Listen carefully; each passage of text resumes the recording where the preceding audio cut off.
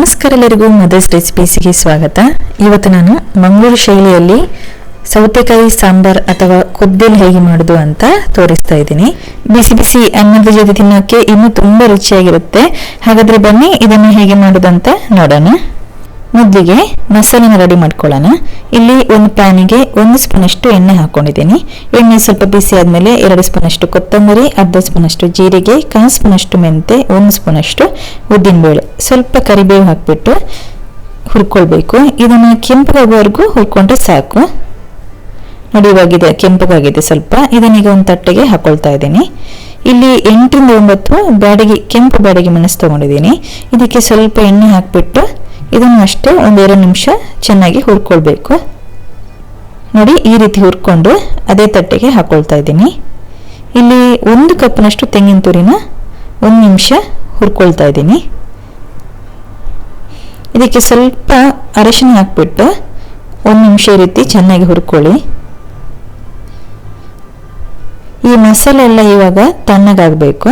ತಣ್ಣಗಾದ್ಮೇಲೆ ಮಿಕ್ಸಲ್ಲಿ ರುಬ್ಕೊಂಡ್ರೆ ಆಯಿತು. ಇಲ್ಲಿಗ ಸೌತೆಕಾಯಿನ ಈ ರೀತಿ ಸಣ್ಣ ಸಣ್ಣದಾಗೆ ಕಟ್ ಮಾಡಿ ಇಡ್ತಾ ಇದ್ದೀನಿ. ಸಿಪ್ಪೆ ಕೂಡ ಹಾಕ್ತಾ ಇದ್ದೀನಿ ನಾನು. ನಿಮಗೆ ಸಿಪ್ಪೆ ಬೇಡ ಅಂತ ಹೇಳಿದ್ರೆ ನೀವು ಅದನ್ನು ತೆಗಿಬೋದು. ಇಲ್ಲಿಗ 2 ಕಪ್ ಅಷ್ಟು ನೀರು ಹಾಕ್ಬಿಟ್ಟು ಸ್ವಲ್ಪ ಅರಿಶಿನ ಹಾಗೇನೆ ಸ್ವಲ್ಪ ಉಪ್ಪು ಹಾಕ್ಬಿಟ್ಟು ಮುಚ್ಚಳ ಮುಚ್ಚಿಟ್ಟಿದ್ದನ್ನು ಈಗ ಬೇಯಿಸ್ಕೊಳ್ಳೋಣ. ಇಲ್ಲಿಗ ಮಸಾಲೆ ಕೂಡ ತಣ್ಣಗಾಗಿದೆ. ಇದನ್ನೀಗ ಒಂದು ಮಿಕ್ಸಿ ಜಾರಿಗೆ ಹಾಕೊಳ್ತಾ ಇದ್ದೀನಿ. ತಣ್ಣಗಾದ್ಮೇಲೆ ಹಾಕೊಳ್ಳಿ. ಬಿಸಿರುವಾಗ ಮಸಾಲೆನ ರುಬ್ಕೊಳ್ಳಿಕ್ಕೆ ಹೋಗಬೇಡಿ. ಇವಾಗ ಇದಕ್ಕೆ ಸ್ವಲ್ಪ ಹುಣಸೆ ಹಣ್ಣನ್ನು ಕೂಡ ಹಾಕೊಳ್ತಾ ಇದ್ದೀನಿ. ಹಾಗೇನೆ ಸ್ವಲ್ಪ ಅರಿಶಿನ ಹಾಕೊಳ್ತಾ ಇದ್ದೀನಿ. ಆವಾಗಲೇ ನಾವು ಸ್ವಲ್ಪ ಹಾಕೊಂಡಿದ್ದೀವಿ, ಅದಕ್ಕೆ ಇವಾಗ ನಾನು ಸ್ವಲ್ಪ ಅರಿಶಿನ ಹಾಕ್ಬಿಟ್ಟು ಸ್ವಲ್ಪ ನೀರು ಹಾಕ್ಬಿಟ್ಟು ಇದನ್ನು ನುಣ್ಣಗೆ ರುಬ್ಕೊಂಡ್ರೆ ಆಯಿತು. ಇಲ್ಲಿಗ ನೋಡಿ, ಸೌತೆಕಾಯಿ ಕೂಡ ಚೆನ್ನಾಗಿ ಬೆಂದಿದೆ. ಇದಕ್ಕೀಗ ರುಬ್ಬಿದ ಮಸಾಲೆನ ಹಾಕೊಳ್ತಾ ಇದ್ದೀನಿ. ಅದೇ ಮಿಕ್ಸಿ ಜಾರಿಗೆ 1 ಗ್ಲಾಸ್ ಅಷ್ಟು ನಾನು ನೀರು ಹಾಕ್ಬಿಟ್ಟು ಇದಕ್ಕೆ ಹಾಕೊಳ್ತಾ ಇದ್ದೀನಿ. ಇದನ್ನೀಗ ಚೆನ್ನಾಗಿ ಮಿಕ್ಸ್ ಮಾಡ್ಕೊಳ್ಳೋಣ. ಜಾಸ್ತಿ ನೀರು ಹಾಕಿ ಇದನ್ನು ನೀರಾಗಿ ಮಾಡ್ಲಿಕ್ಕೆ ಹೋಗ್ಬೇಡಿ, ಸ್ವಲ್ಪ ದಪ್ಪಗಿರಲಿ. ಇದನ್ನೀಗ ಮುಚ್ಚಳ ಮುಚ್ಚಿಟ್ಟು ಕುದಿಸ್ಲಿಕ್ಕೆ ಇಡೋಣ.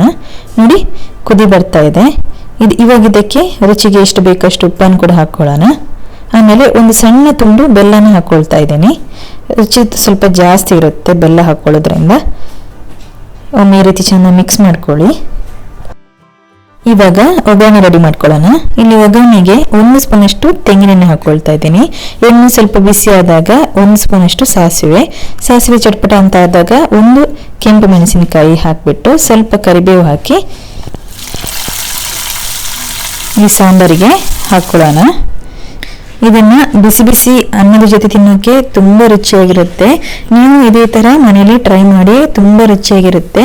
ಹಾಗೆ ನನ್ನ ಈ ರೆಸಿಪಿ ನಿಮ್ಗೆ ಇಷ್ಟ ಆದ್ರೆ ಪ್ಲೀಸ್ ಸಬ್ಸ್ಕ್ರೈಬ್ ಮಾಡಿ, ಲೈಕ್ ಮಾಡಿ, ಶೇರ್ ಮಾಡಿ. ನನ್ನ ಈ ಚಾನಲ್ ಅನ್ನ ಸಪೋರ್ಟ್ ಮಾಡ್ತಾ ಇರಿ. ಮುಂದಿನ ಮತ್ತೊಂದು ವಿಡಿಯೋದೊಂದಿಗೆ ಮತ್ತೆ ಬರ್ತೀನಿ. ಅಲ್ಲಿವರೆಗೂ ಧನ್ಯವಾದಗಳು.